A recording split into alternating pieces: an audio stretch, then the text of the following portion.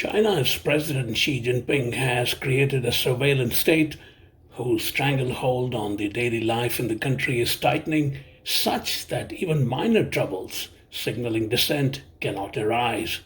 In a remarkable story from Beijing, the New York Times' Vivian Wang writes, and I quote, "It is clear that Mr. Xi wants to make the expanded control permanent and to push it even further. The goal is no longer just to address specific threats, such as the virus or dissidents. It is to embed the party so deeply in daily life that no trouble, no matter how seemingly minor or apolitical, can even arise." Unquote. Deploying sophisticated surveillance technology of the 21st century, Xi appears to revive the Mao Zedong era intrusive state of the mid 1950s.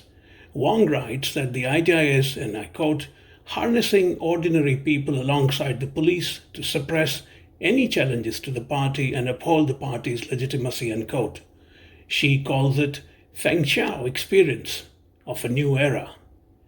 Feng Xiao is a town where during the Mao era, re-education of political enemies of the Communist Party was in full swing and reached a point where people were publicly humiliated and insulted, so much so that they would confess to crimes like writing anti-communist poetry. The surveillance state is being spun by the authorities in seemingly harmless, friendly terms. The party casts this as a public service. By having zero distance from the people, it can more quickly gather suggestions about, say, garbage collection, or save residents the trouble of going to court over business disputes.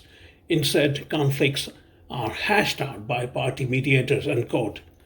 Xi's supporters applaud his visionary leadership, calling it an, unquote, a model for showcasing Chinese governance to the world, unquote. In reality, it is his way of maintaining his total supremacy over the state using the very state's instruments.